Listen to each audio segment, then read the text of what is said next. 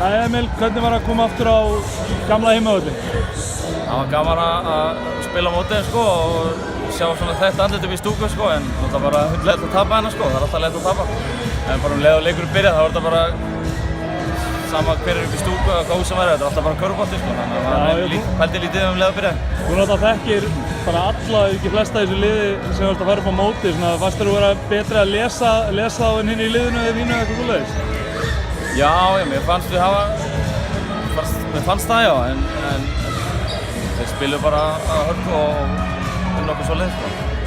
Þið voruð yfir fyrstu 3 leikhlutana og voruð eiginlega með tögl og haldir í þessum leik og svo hvað fannst þér gerast í 4. leikluta?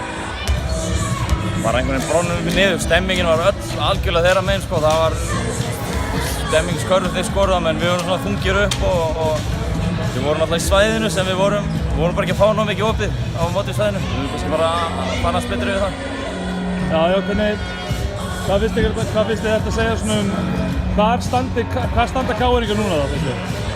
Við hefum nóginni og við verðum hættulegir í úrslitakeppninni sko, þannig að við bara bíðum til enni og byrjum. Ég hef viljað taka þennan leik og reyna að byggja okkur hún upp fyrir með bikarleiki núna framöndan og úrslitakeppnin bara að koma, þannig að það hefur verið gott að taka þennan leik og til að geta komist þess í gang sko, en þá bara að byrja næsta leik.